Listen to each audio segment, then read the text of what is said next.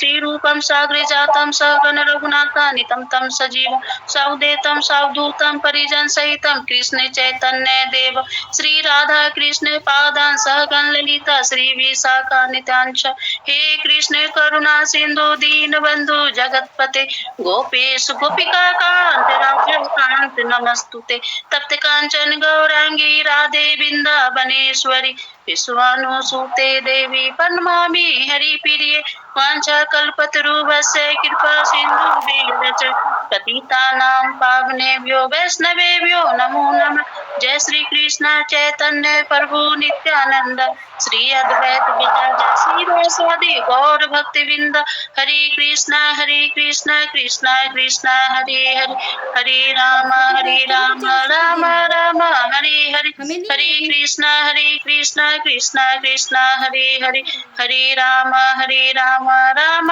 राम हरे हरे हरे कृष्णा कृष्णा कृष्णा हरे हरे हरे राम राम राम हरे हरे नमो विष्णु पदाय कृष्ण विष्ठाय भूतले श्रीमते भक्ति वेदांत स्वामी इति नाम्ने नमस्ते सरस्वती देवी गौरवाणी प्रचारने निर्विशेष शून्यवादी पाश्चात्य देशताम् नमो विष्णु पदाय कृष्ण विष्ठाय भूतले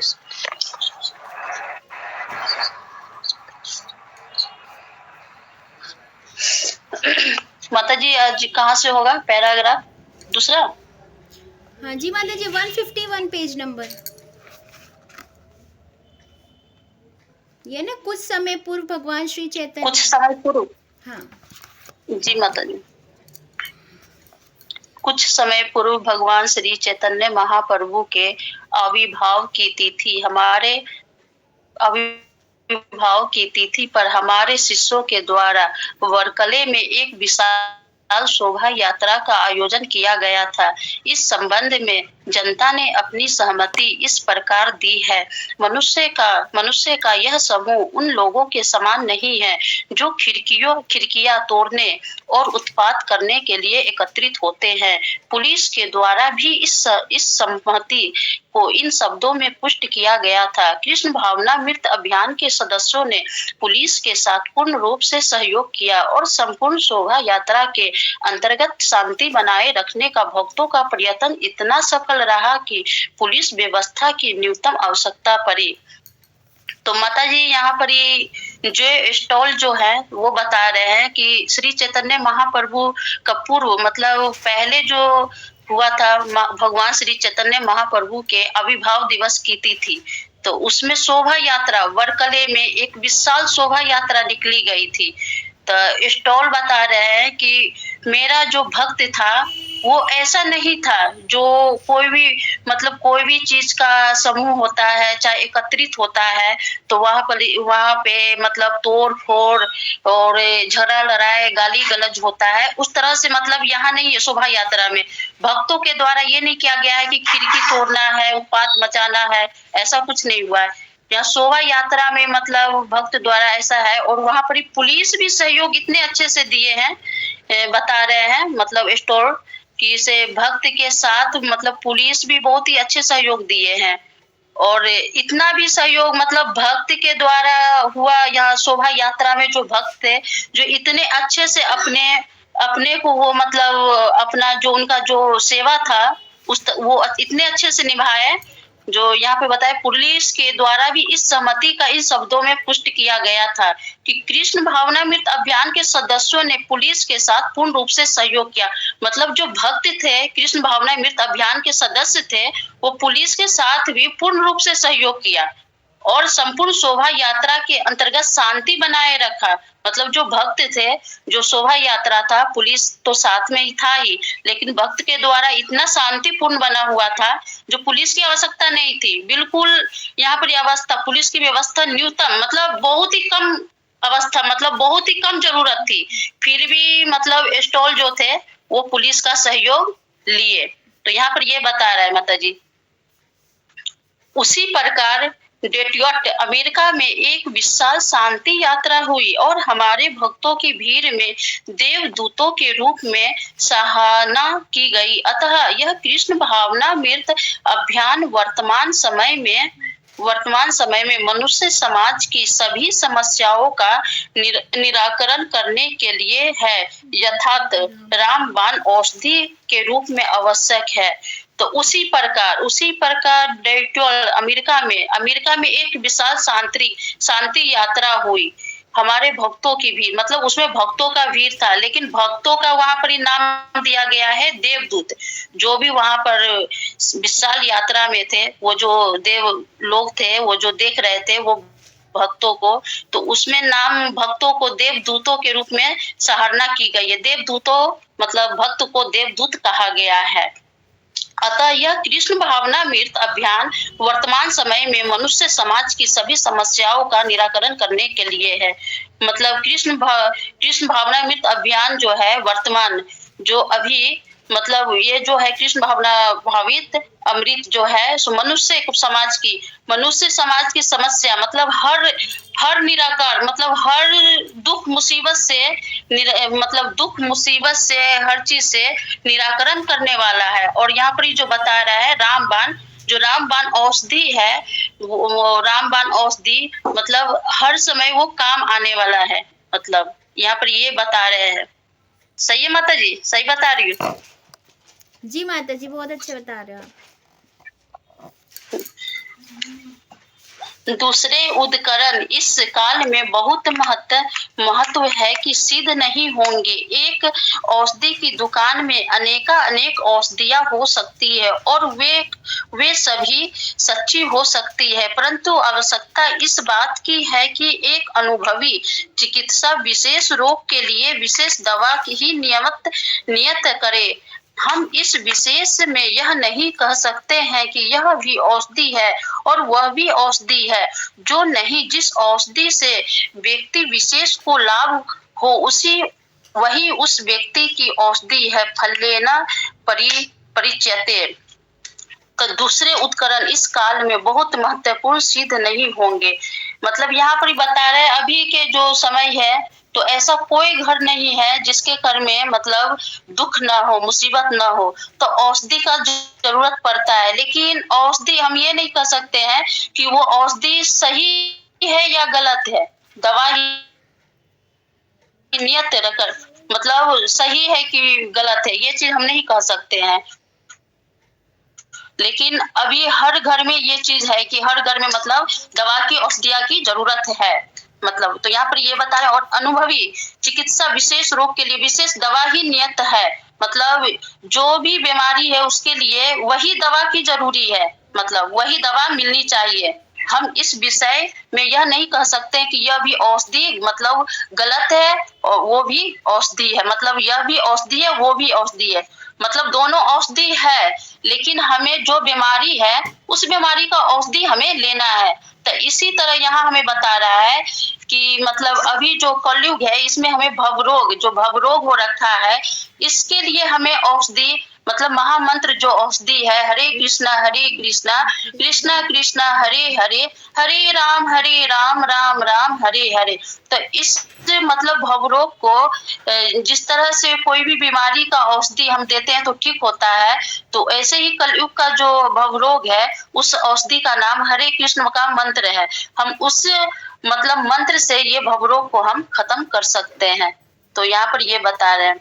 और मतलब जैसे मतलब सतयुग में तप करके हम अपने आप को शुद्ध करते थे, और त्रेता में यज्ञ करके, और द्वापर में अर्चा विग्रह को, और कलिंग में हरे कृष्ण महामंत्र के मतलब मंत्र का उच्चारण करके। तो इसी तरह मतलब ये कलयुग का जो भवरोग है वो हरे कृष्ण महामंत्र के द्वारा खत्म हो सकता है। माता जी सही बोल रही हूँ ना माता जी? बहुत ही सुंदर बोल रहे हो माता जी, बिल्कुल अच्छी तरह समझा रहे हो, कंटिन्यू करो। शिल प्रभुपाद के द्वारा अंतिम टिप्पणी न्यायालय में एक विषय को निश्चित करने के लिए दो विधि परामर्शदाता एडवोकेट विधि कानून के प्रमाणिक ग्रंथों से अपने अपने तर्क प्रस्तुत करते हैं, परंतु यह न्यायाधीश पर निर्भर है कि किस एक के पक्ष में अनुकूलन निर्णय दे। जब विरोधी विधि परामर्शदाता अपने अपने तर्क प्रस्तुत करते हैं तो दोनों ही तर्क वैध और प्रामाणिक होते हैं, परंतु निर्णय इस आधार पर दिया जाता है कि कौन सा तर्क उस विशेष मुकदमे में लागू होता है।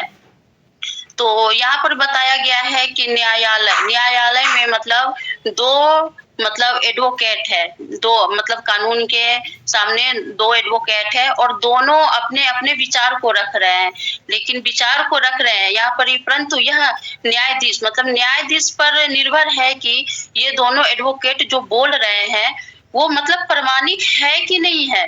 तो प्रामाणिक है कि नहीं है, दोनों अपने अपने तर्क को रख रहे हैं, दोनों मतलब कर रहे हैं, लेकिन जो मतलब यहाँ पर जो जज है वही मतलब ये चीज को बता सकते हैं। तो यहाँ पर बता रहा है कि परंतु निर्णय इस आधार पर दिया जाता है कि कौन सा तर्क उस विशेष मुकदमे में लागू होता है। तो मतलब जो एडवोकेट है दोनों अपने मतलब तर्क रख रहे हैं, दोनों पक्ष का बात रख रहे हैं, लेकिन उसमें जो न्यायाधीश है, जो जज है, तो उसे देखना है कि हाँ कौन एडवोकेट मतलब सही बोल रहा है, मतलब इस मुकदमे के लिए वो सही लागू हो और प्रामाणिक हो, जो मतलब शुरू से आ रहा है वो प्रामाणिक मतलब है, उसका बात में मतलब प्रामाणिक है कि हाँ ये कहीं ना कहीं प्रामाणिक बोल रहा है।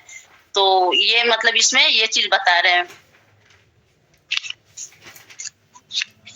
भगवान श्री चैतन्य महाप्रभु शास्त्रों के प्रमाण पर अपना निर्णय देते हैं कि व्यक्ति को दिव्य इंद्रियातीत स्तर तक उत्पन्न कराने का केवल एक साधन है और वह है भगवान का कीर्तन, तथा वास्तव में हम देख सकते हैं कि विधि प्रभावशाली है हमारे शिष्यों का, जिन्होंने इस विधि को गंभीरता पूर्वक ग्रहण किया है। व्यक्तिगत रूप में परीक्षण किया जा सकता है और कोई भी निष्पक्ष न्यायाधीश सरलता पूर्वक देख लेगा कि ये भक्त गण किसी भी दार्शनिक, धर्म प्रेमी और योगी या कर्मी की तुलना में अपने दिव्य साक्षात्कार में कहीं अधिक उन्नत है कि नहीं, उनका है। तो भगवान श्री कृष्ण मतलब श्री चैतन्य प्रभु महाशास्त्रों में प्रमाण पर अपना निर्णय देते हैं। तो चैतन्य महाप्रभु निर्णय देते हैं कि दिव्य इंद्रिय तृप्त स्तर को उन्नत कराने वाले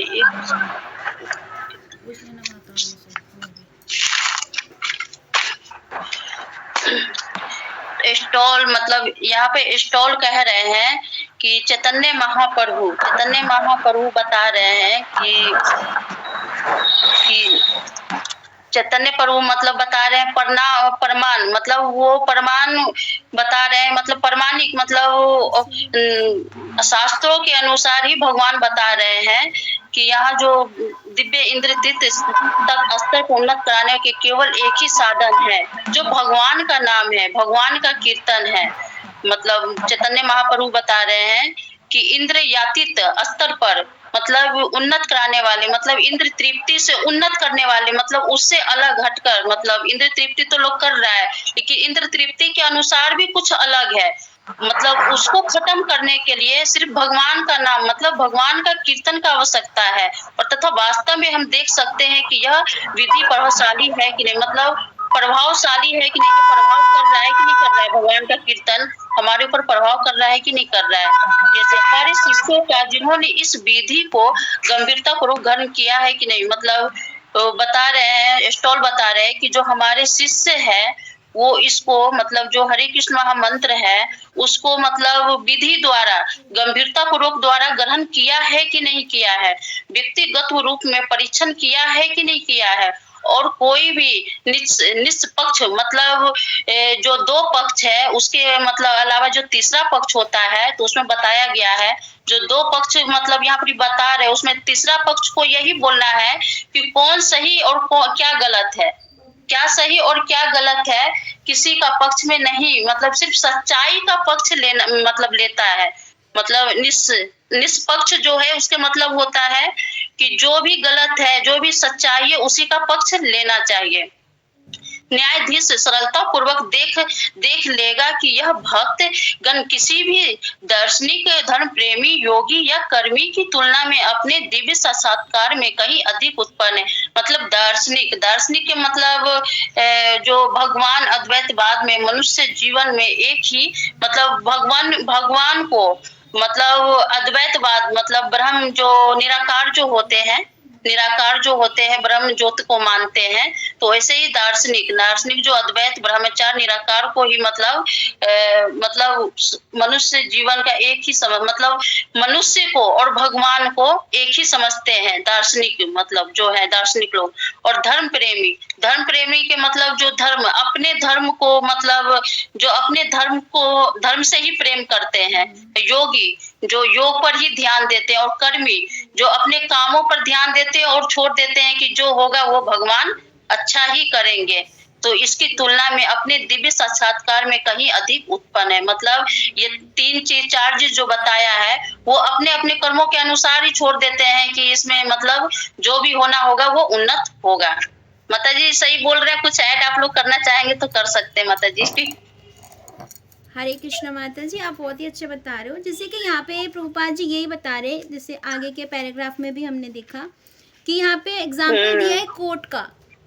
कोर्ट में दो वकील होते हैं जो अपने तर्क रखते हैं कि खुद को सही साबित करने के लिए अपने तथ्यों के साथ, अपने प्रामाणिकताओं के साथ। तो यहाँ पे प्रभुपाद जी यही बता रहे हैं कि जैसे जो जेडी स्टॉल है, जो प्रभुपाद हैं, इनके जो तर्क वितर्क अभी तक हमने सब लेटर्स में सुने और पढ़े, उससे हमें यही पता चलता है कि जैसे प्रभुपाद एक प्रामाणिकता के साथ जो हमारे वेदों में, भगवद गीता में भगवान ने कहा है वो कितना प्रामाणिक और सत्य है, जो कि जो जेएफ स्टॉल है वो इस चीज़ को मानने को तैयार नहीं है। वो अपने तर्कों में मतलब वेदों के दूसरे शास्त्रों के अध्ययन पे वो अपनी मतलब कुछ व्याख्या कुछ और ही कर रहे हैं। तो यहाँ पे जो न्यायाधीश है वो मतलब जहाँ तक मुझे समझ आ रहा है हमें कहा गया है कि हमें प्रामाणिकता के साथ हमें ये तय करना है कि क्या सही है और क्या गलत है, धर्म क्या है, भक्ति क्या है, भगवान क्या है।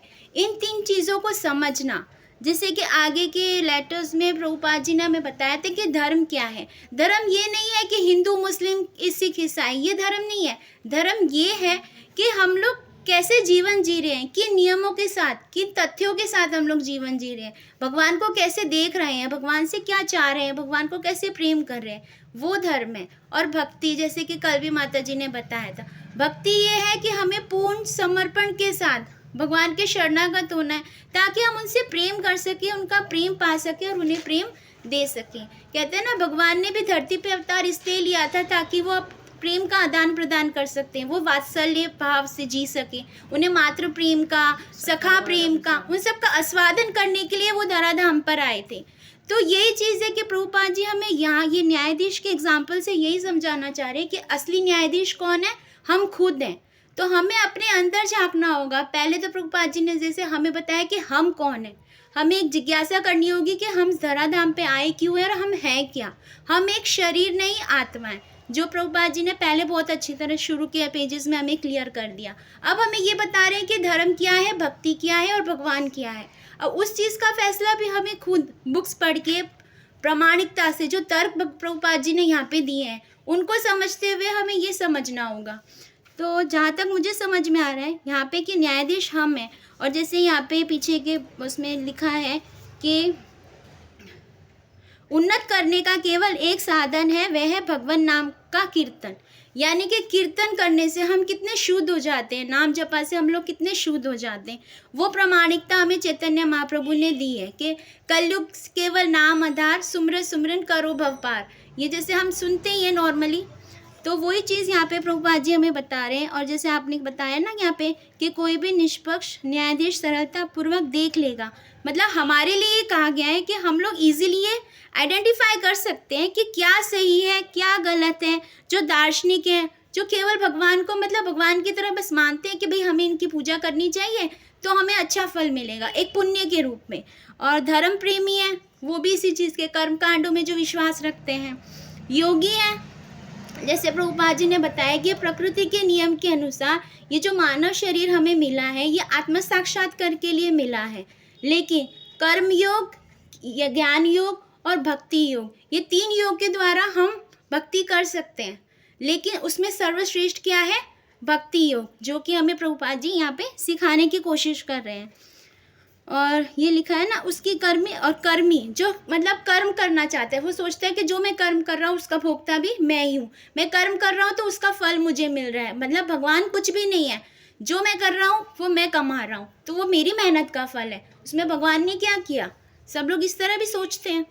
तो वही चीज़ यहाँ पे प्रभुपाद जी हमें बता रहे हैं कि इन सब की तुलना में जो दिव्य साक्षात्कार, यानी जो भगवान को जान जाता है, जो खुद को जान जाता है और वो जान जाता है उसको ये मनुष्य जीवन मिला क्यों है, आत्म साक्षात्कार के लिए, तो वो बहुत ज़्यादा मतलब कहीं ना कहीं वो अधिक उन्नत है। उन्नत है मतलब वो अपनी जीवन में प्रगति करेगा ही करेगा, क्योंकि वो पूर्ण रूप से भगवान पर आश्रित है। हरे कृष्णा माता जी। और कोई कुछ ऐड करेगा? संगीता माता जी आप बताइए प्लीज।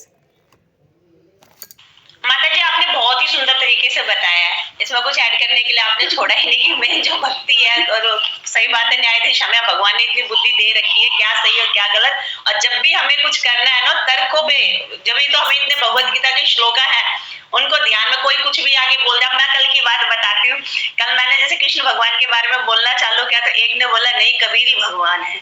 मैं तो सुन के दंग रह गई, भाई कबीर कैसे भगवान है, कि आपकी जो गीता है ना वो भी गलत है, उसमें है ना जो द्रौपदी का जो चीर हरण हुआ था ना उसको भी कबीर ने कृष्ण को दिया, तब उन्हें बचावा का हाथ दोगे, भाई तुम क्या पढ़ते हो, क्या सुनते हो, क्या समझते हो, समझ में नहीं आया मेरे को। तो इसलिए कहता हमें अपनी बुद्धि को ऊपर रखना चाहिए, कहाँ से क्या, तब ये सोच लो कबीर भी तो गोविंद को ही भजते थे माता जी, कबीर भी तो गोविंद को ही भजते थे, तो खुद ही भक्त थे माता जी, वो कहाँ से भगवान। तो वही वगैरह कितना अंधकार है, तो हमें अपनी बुद्धि का प्रयोग करना चाहिए। वो तो खुद एक दास थे, कबीर दास किस लिए बोला जाता है, इसीलिए तो बोला जाता है।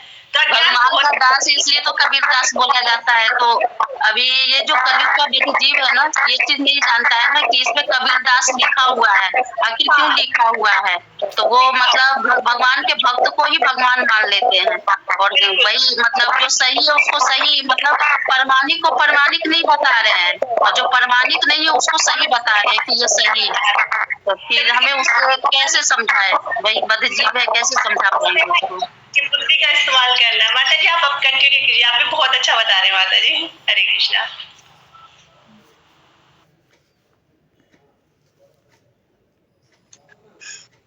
हमें परिस्थितियों की अनुकूलता के अनुसार प्रत्येक वस्तु स्वीकार करनी है।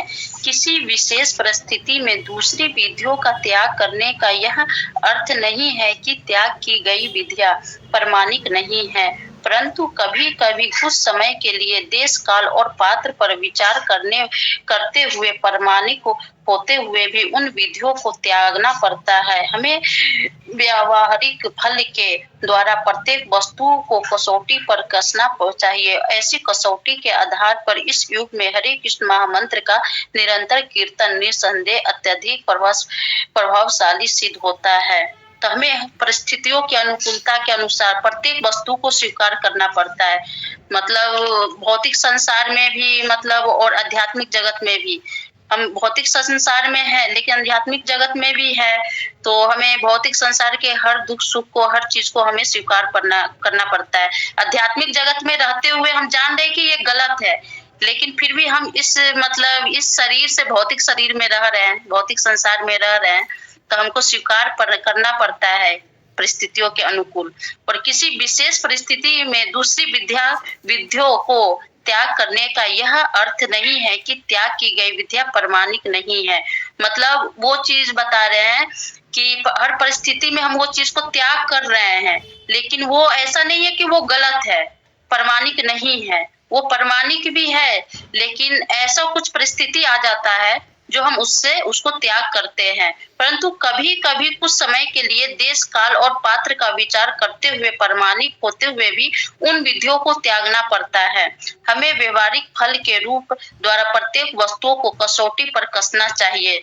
ऐसे कसौटी को आधार पर इस युग में हरे कृष्ण महामंत्र का निरंतर कीर्तन निसंदेह अत्यधिक प्रभावशाली, मतलब इस युग में जो कीर्तन है हरे कृष्ण महामंत्र, इसका मतलब बहुत ही प्रभावशाली है।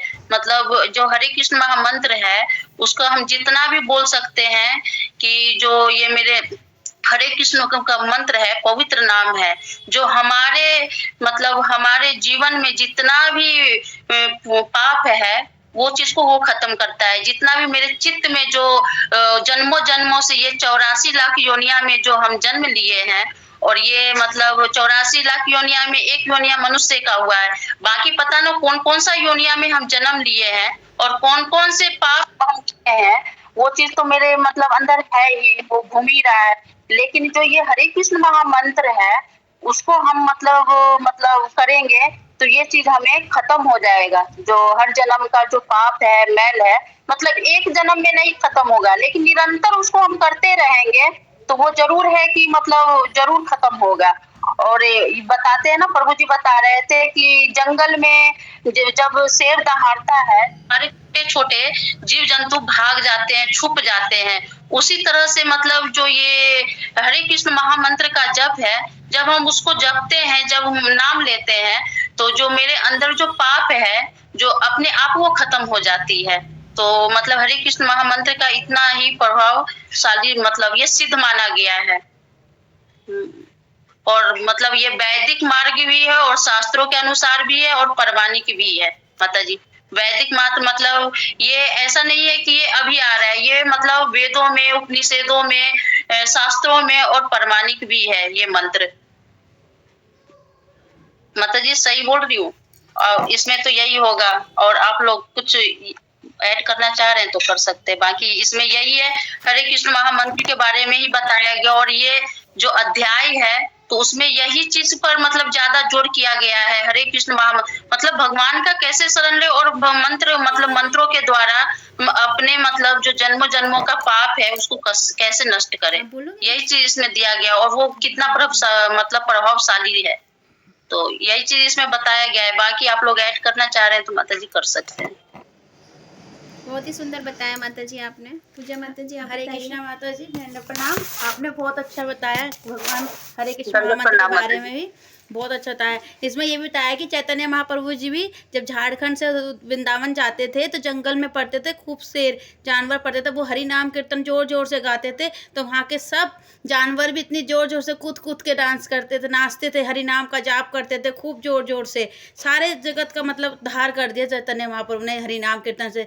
जन जन में फैला के इसका हरि नाम कीर्तन का खूब लोगों को प्रभावित करा है। कि पहले इस्कॉन मंदिर में भी लोग कहते थे अंग्रेजों का मंदिर है, अंग्रेजों का मंदिर कहते थे, पर अब देखो इस्कॉन मंदिर को हम लोग से भी कोई कहते तुम कहाँ जाते, इस्कॉन में क्या है, अंग्रेजों का मंदिर है। हम किसी से तक बुक डिस्ट्रीब्यूट करते हैं, क्या करोगे इस्कॉन में तो पैसे की इकट्ठा करते हो, ये तो बाहर देश जाएगा पैसे, ये कहते हैं। पर अब हमारे लिए तो ये सबसे अच्छा मार्ग दिखाया भगवान ने कि सबसे बेस्ट अच्छी चीज़ है कि हरि नाम कीर्तन करो, इसके बिना कुछ भी नहीं है। हमारा उद्धार ही है सबसे ज़्यादा, कि हमने कोई ऐसे पाप करे होंगे 100 जन्म के 84 लाख योनियों के भी इतने पाप के उद्धार करने के लिए ही हरि नाम कीर्तन बनाया, जैसे भगवान ने जो हमारे को दिया है सबसे बेस्ट है। हरे कृष्ण माता जी।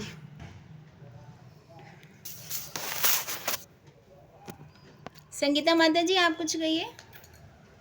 हरे कृष्णा माता जी, मेरे को एक चीज समझ में नहीं आ रहा है, ये जो किसी को भी ये बताओ इस्कॉन के बारे में तो बोलते हैं कि इस्कॉन तो विदेशी संस्था है और यहाँ का जो भी मतलब मंदिर में पैसे जो जमा होता है सब विदेश में जाते हैं। आखिर विदेश में जाते हैं तो फिर यहाँ फिर द्वारका जो मंदिर बन रहा है वो कहाँ से बन रहा है, कैसे बन रहा है?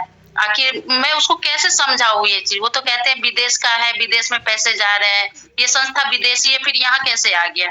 माता जी जहाँ तक मुझे समझ में आता है, जैसे मैंने वो जो मैंने बताया था ना कि अभय चरणावृंद जो मैंने देखी थी, जो यूट्यूब पे जो सीरीज़ है प्रभुपाद जी की, उसमें यही दिखाया था कि जैसे हम लोग तो यही मानते कि वो अंग्रेजों का मंदिर है। जैसे हम पहली बार जैसे हम भी इस्कॉन गए थे वृंदावन में, तो जैसे वो जो ड्राइवर है हमने उसको बोला भैया यहाँ पे रोक दो गाड़ी, तो बोलते अरे तुम अंग्रेजों के मंदिर में क्यों जाओगे, अपने ठाकुर जी के पास चलो, अपने वहाँ पे हाँ बाकी बिहारी पे चलो, यहाँ रुक के तुम क्या करोगे।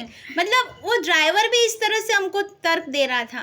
तो ये चीज़ जहाँ तक आप जैसे इतना पढ़ते हैं सुनते हैं तो हमें यही चीज़ समझ में आती है। जैसे प्रभुपाद जी की उसमें दिखाया था कि जो पहला इस्कॉन का मंदिर जो भगवान प्रभुपाद जी ने बनाया था वृंदावन में जो बना है, उसका पैसा बाहर देश से ही आया था। तो ये चीज़ बिल्कुल गलत है कि इंडिया का पैसा बाहर जाता है। अब पिछले कार्तिक में या 2 साल पहले जब हम कार्तिक नहाया करते थे, मतलब नहाते तो हर साल हैं, पर हम लोग पहले ठाकुर जी के मंदिर में जाके वही पटवारी की पूजा करना सब चीज़ करते थे सुबह 4 बजे। तो हम लोग ने वहाँ पे मतलब थोड़ा थोड़ा शुरू किया गीता डिस्ट्रीब्यूट करना, लोगों को समझाना। तो बाद में उन्होंने, जैसे कहते हैं ना कि ज्ञान नहीं है, तो उन्होंने हम पे यूँ बोला कि आप तो हमारे यहाँ से पैसा इकट्ठा करके, हमारे मंदिर से पैसा इकट्ठा करके तुम तो इस्कॉन में दे रहे हो। मतलब एक तरह से उन्होंने चोरी का इल्जाम हम पे लगाया। तो मतलब ये जो छोटी सोच होती है ना, जो जिसे कहते हैं ना, जैसे हमने आगे के लेटर्स में भी प्रभुपाद जी के पढ़ा, जिसको ज्ञान नहीं है ना वो ही ये चीज़ें कर सकता है। जो अभी यहाँ पे लेटर में हमने पढ़ा है ना, जो दार्शनिक धर्म प्रेमी या योगी है, मतलब जो पाप पुण्य के चक्कर में पड़े रहते हैं ना, जिनको भगवान से प्यार नहीं है, बस एक कर्म फल के रूप में भगवान को भजते हैं, वो इन चीज़ों के तथ्यों को मानते हैं। लेकिन जिन्हें वास्तविक ज्ञान होगा वो इन चीज़ों में नहीं पड़ेंगे कि पैसा कहाँ जा रहा है, कहाँ आ रहा है। वो बस ये देखेंगे भगवान है, हमें इन्हें भजना है, चाहे वो यहाँ है और बाहर के देशों में कहीं भी है। कृष्ण भगवान तो हमारे हैं ना, तो वो पैसा कहाँ जा रहा है उससे हमें क्या लेना देना। हमें तो अपने भगवान के दर्शन करने हैं, हमें तो उनका सेवक बनना है, हमें तो उनके दासों की सेवा करनी है। तो हम इस तर्कों में क्यों पड़े। और हम भी उन्हें इसी तरह से जैसे समझाते हैं कि अगर आप पूरी चीज़ें समझोगे, देखोगे, तब आपको पता चलेगा कि पैसा वहाँ नहीं जा रहा, बल्कि वहाँ के जो लोग हैं जो शुद्ध होके इंडिया में आ रहे हैं। जैसे कि हमने आगे भी पढ़ा था कि जो देवी देवता हैं वो भी भगवान के दर्शन के लिए ललायत रहते हैं, भगवान की सेवा के लिए ललायत रहते हैं। वो भी चाहते हैं कि हमें मनुष्य जन्म मिले ताकि हम भगवान की सेवा कर सकें। लेकिन ये जो छोटी छोटी चीज़ें जो अब हमें समझ में आ रही हैं वो ही उनको समझानी पड़ेगी। और वही जैसे उद्देश्य है इस्कॉन का कि बुक डिस्ट्रीब्यूशन, तो किताबें बांट के बुक्स डिस्ट्रीब्यूशन करके, जैसे हम उनको अगर प्रेरित करें, क्लासेस अटेंड करें, तो ही उनको समझ में आएगा कि असली सच क्या है। जहाँ तक मुझे समझ में आता है, उनके पास प्रमाणित गुरु नहीं है ना माता जी समझाने के लिए भगवान कौन है। वो तो भी देवी देवता के उसमें चक्करों में पड़ रहा है कि इन देवता को पूजेगा तो ये प्रमाण मिलेगा हमारे को। बिल्कुल सही बोल रहे हैं, प्रमाणिक उसके अंदर नहीं है ना, इस वजह से। और प्रमाणिक जिस दिन समझ जाएंगे कि हाँ ये चीज प्रमाणिक है, तो वो अपने आप समझ जाएंगे कि ये भी सत्य है। कृष्ण भगवान ही तो कहते नहीं है, भगवान का दिया हुआ चीज, सभी चीज उनको अच्छा लग रहा है, लेकिन भगवान का नाम ही उनको अच्छा नहीं लग रहा है। जिन्होंने इतना सुख संपन्न हर चीज से दिया है, जो मतलब जो चीज से हम पूरे संपन्न हैं, सारे सुख के साथ हम जी रहे हैं और सारा सुविधा के साथ जी रहे हैं, तो वो किसने दिया है? भगवान ने दिया है। लेकिन भगवान का नाम ही मतलब सारा चीज, भगवान का दिया हुआ सारा चीज अच्छा है। जैसे एक माँ बाप का दिया हुआ सारा धन दौलत अच्छा लगता है, सारा चीज अच्छा लगता है, लेकिन एक समय आता है कि माँ बाप अच्छा नहीं लगता है, माँ बाप करवा लगने लगता है, वृद्धाश्रम में उनको जाके रखे आते हैं। उसी तरह से ये मतलब भौतिक संसार के जो बदजीव है, जिनके पास प्रमाणिक मतलब वो नहीं है, उनके पास स्रोत प्रमाणिक चीज नहीं है, उनको अभी मिला नहीं है, तो वो समझते हैं कि भगवान का दिया हुआ सभी चीज अच्छा है, लेकिन भगवान है कहाँ, दिख कहाँ रहा है? वो तो है ही नहीं। लेकिन भगवान का दिया हुआ हर चीज दिख रहा है उनको, उन पर सारा चीज का वो सुख सुविधा लाभ उठा रहे हैं, लेकिन भगवान उनको दिख नहीं रहा है कि ये भगवान आखिर वही तो दिए हैं, कहीं ना कहीं तो भगवान है, तो उन्हीं का तो प्रभाव है ये। जो बुक से पढ़ते हैं, बुक से पढ़ते हैं सारे, तो उसका उनका ज्ञान मिलता है। अब जैसे कल माता जी, जैसे कल एक मिनट माता जी, मैं एक बात शेयर करना चाहूँगी, सॉरी इंटरप्ट के लिए। बस जैसे कि कल के प्रभु जी की क्लास में मैंने सुना था कि जैसे अर्चित प्रभु जी बता रहे थे कि हम इतने बड़े बड़े क्यों मंदिर बनाते हैं। मतलब जैसे नॉर्मल जो मंदिर होते हैं वो तो खाली हमें मंदिर ऑल्टर चाहिए और जोत जलानी है, दर्शन करके आना है, जो नॉर्मल मंदिर होते हैं। तो इस्कॉन इतने बड़े बड़े मंदिर क्यों बनाता है, इसका क्या कारण है? आप में से कोई बताएगा?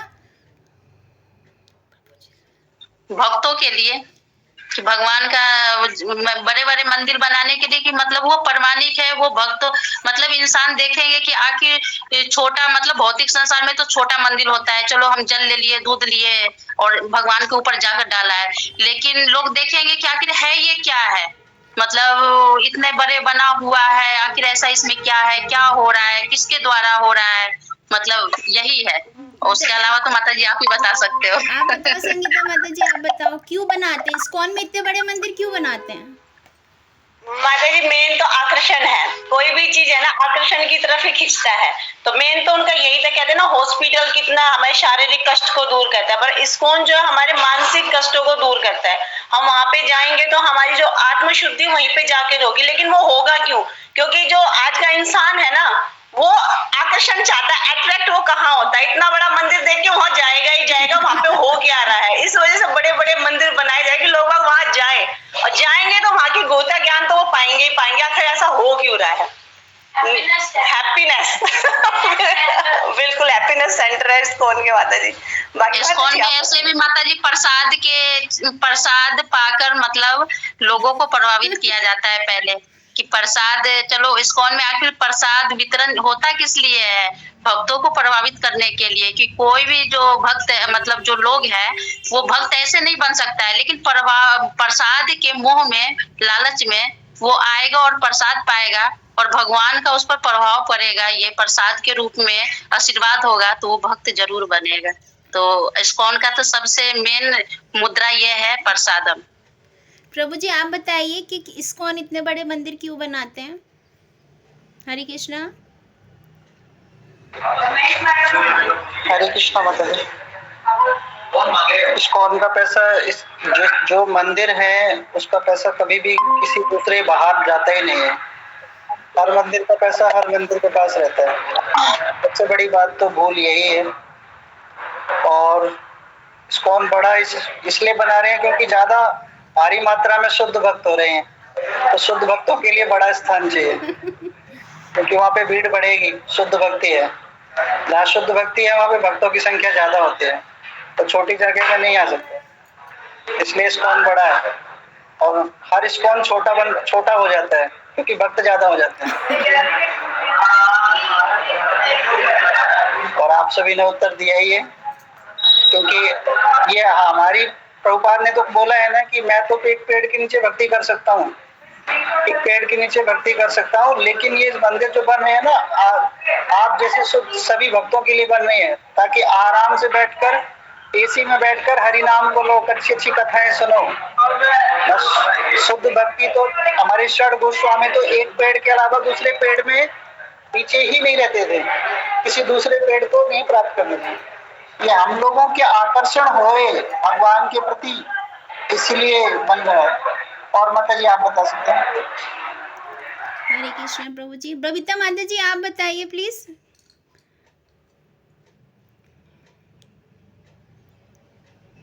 हरे कृष्णा। हरे कृष्ण माता जी। माता जी वैसे तो संगीता माता जी ने और प्रभु जी ने बहुत ठीक से बताया माता जी, क्योंकि आज जो है ना वो सब लोग ना भव्यता की तरफ ना ज्यादा आकर्षित होते हैं ना, कि ये चीज बड़ी है तो यहाँ पे जरूर कुछ ना कुछ होगा, है ना। तो जैसे मंदिर अगर छोटा मोटा मंदिर कोई अगर हम गए हैं तो वहां पे क्या है, यहाँ पे तो बस जल चढ़ाया कोई नहीं, ठीक है। लेकिन जैसे हम वहां के जो हमारे इस्कॉन के मंदिर है वहां की दिव्यता को देखते हैं ना, वहां के बड़े बड़े मंदिर, वहां की साफ सफाई को जैसे भी देखते हैं ना, वहां से